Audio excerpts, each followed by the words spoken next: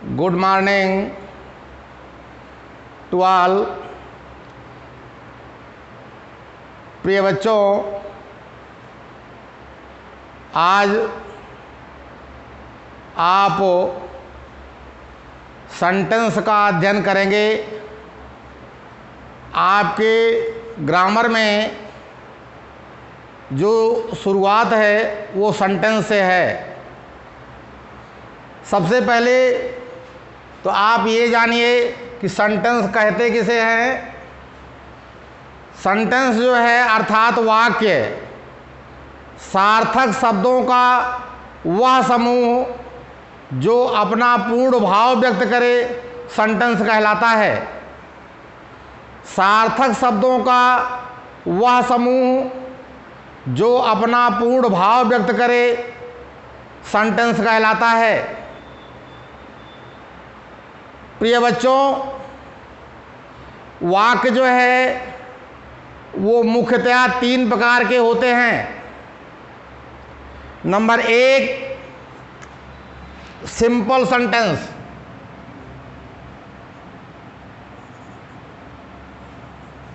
Simple sentence.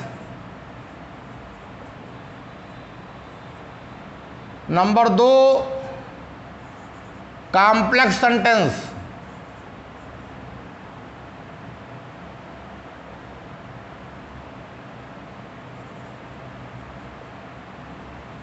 Complex sentence. Number 3, compound sentence.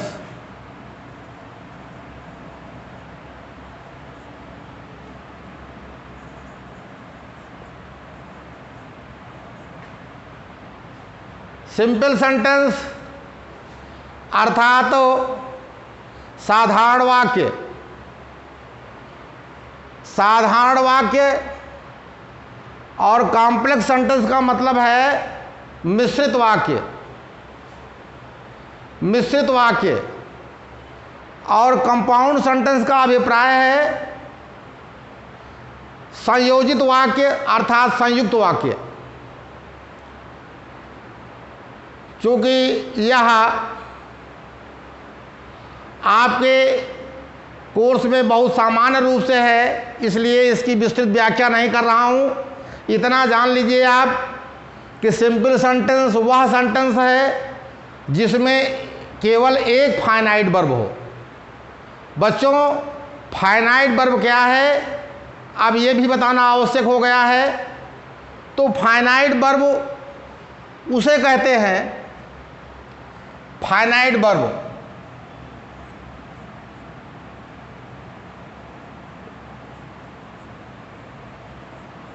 Finite verb होती है सीमित क्रिया।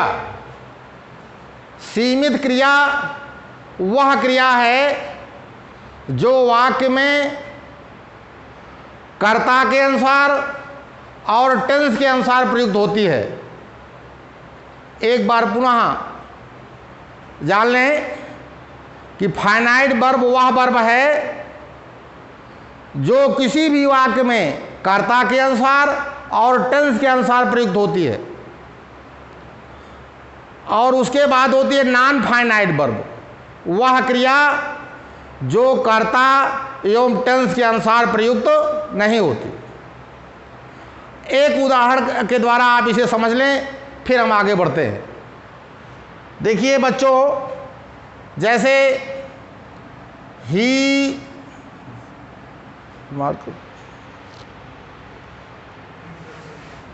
देखें,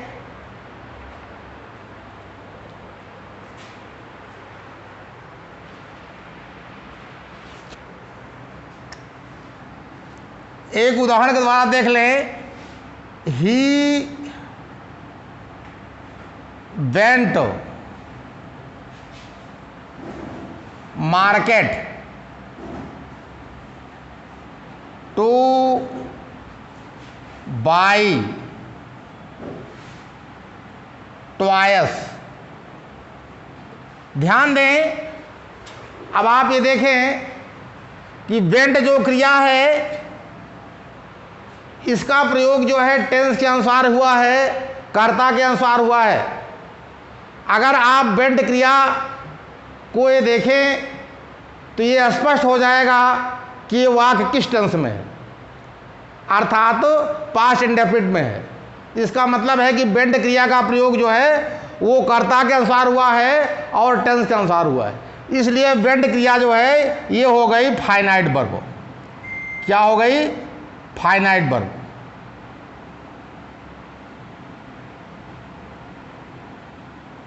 फाइनाइट वर्ब। और टू से जो जुड़ा है, टू बाई, अगर यही बाई जो क्रिया है बेंट के स्थान पर होती तो ये बाट होती, लेकिन क्योंकि टू अर्थात ये इन्फिनेटिव से जुड़ी हुई है, इसलिए बाई जो है ये नॉन फाइनाइट हो गई, अर्थात बाई क्रिया का प्रयोग ना तो टेंस के अनुसार हुआ है और ना कर्ता के अनुसार हुआ है। इसलिए टू बाई क्रिया जो है वो नॉन फाइनाइट हो गई।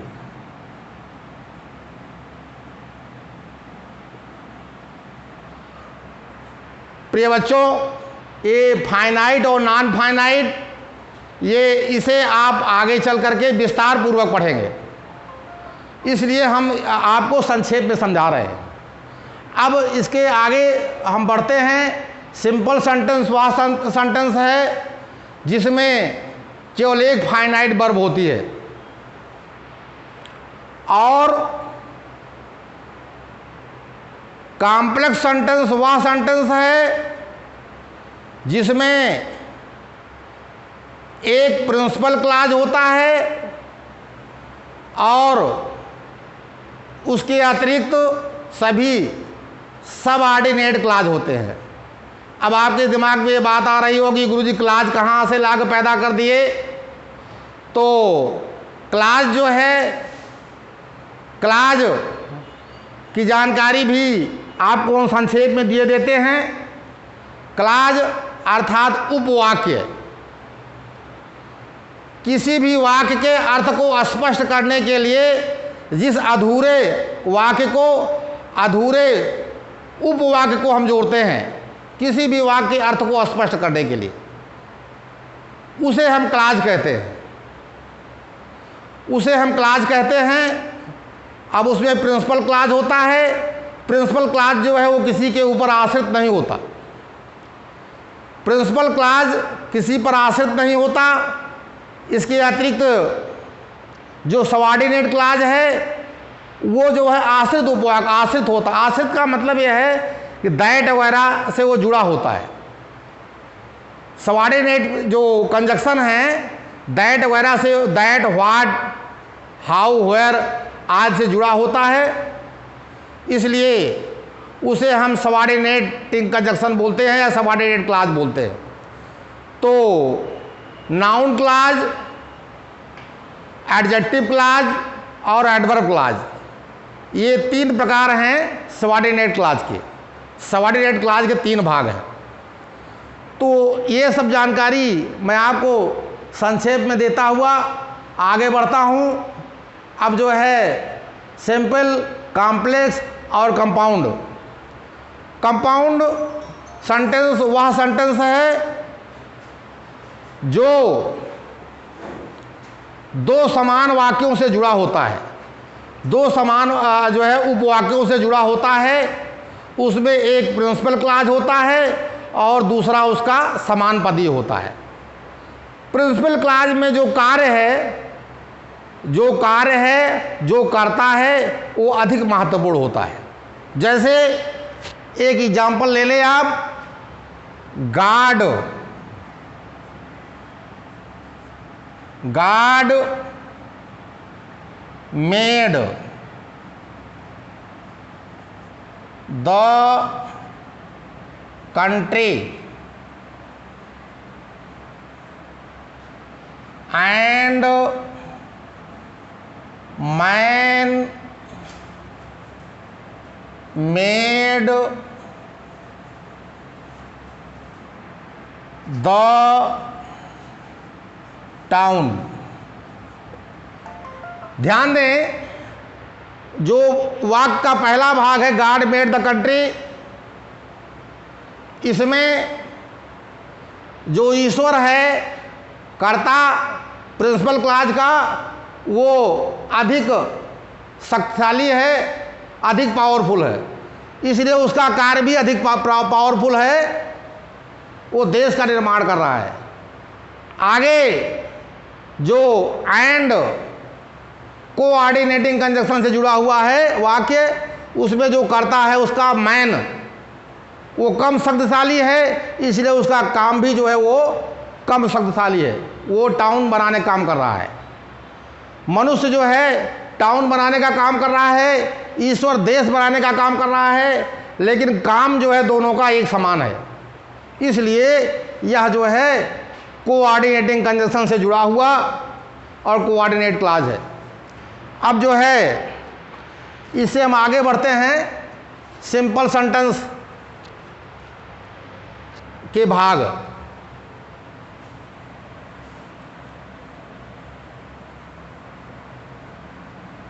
Kinds of simple sentence.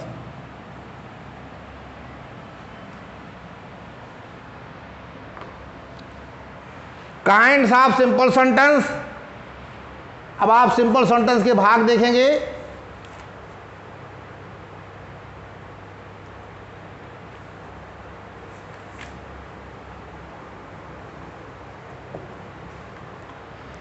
Kinds of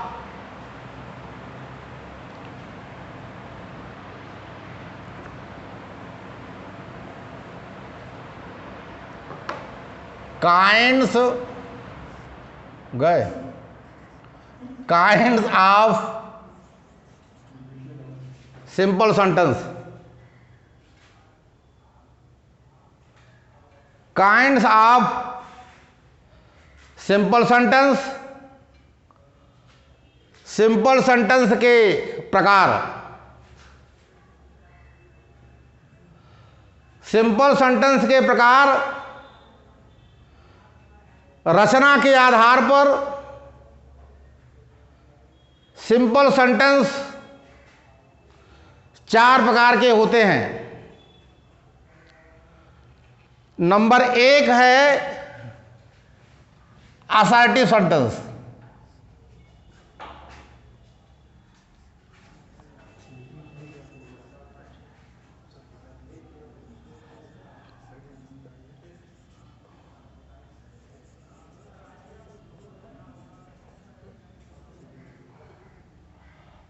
number 2 है इंट्रोगेटिव।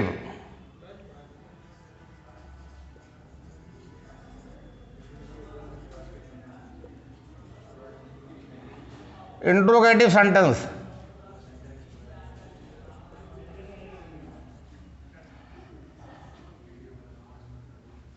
नंबर 3 है इंपरेटिव।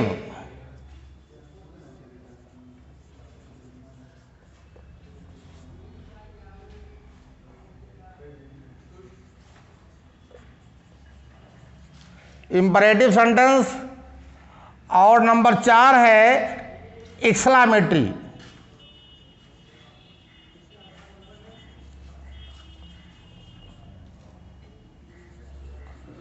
Exclamatory sentence.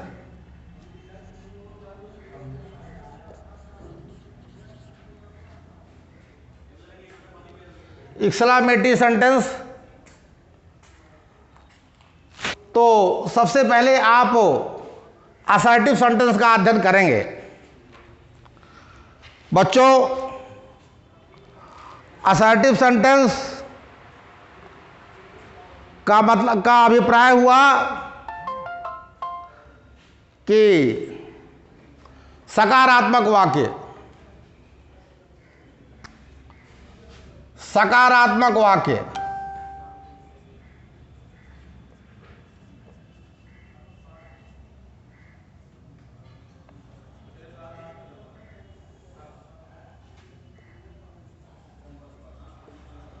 सकारात्मक वाक्य, प्रश्न सूचक वाक्य।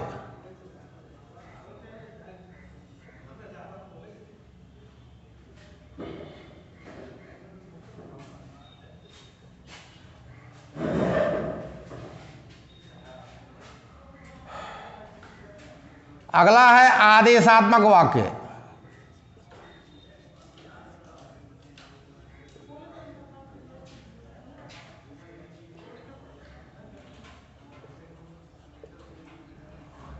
आदेशात्मक वाक्य। और अगला है विस्मय सूचक वाक्य।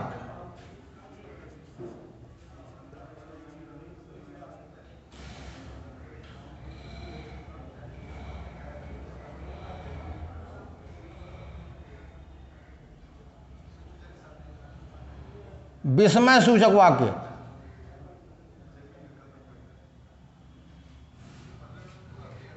विस्मय सूचक वाक्य है, अब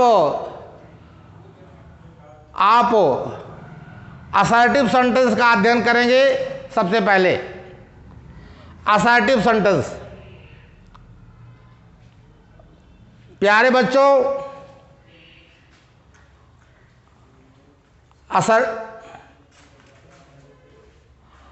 असर्टिव सेंटेंस का अध्ययन आप करेंगे और असर्टिव सेंटेंस को ही हम पॉजिटिव सेंटेंस या अफर्मेटिव सेंटेंस बोलते हैं। पॉजिटिव सेंटेंस या अफर्मेटिव सेंटेंस बोलते हैं, और इसमें यदि किसी बात को स्वीकार या अस्वीकार किया जाए तो उसे हम असर्टिव सेंटेंस बोलते हैं। बच्चों, असर्टिव सेंटेंस दो प्रकार का होता है। Number 1 affirmative, number 2 negative. इसीलिए किसी बात को जब स्वीकार किया जाता है तो अफर्मेटिव हो जाता है, और जब अस्वीकार किया जाता है तो नेगेटिव हो जाता है। अब शेष जो है उसका अध्ययन आप अगले दिन करेंगे। Good bye.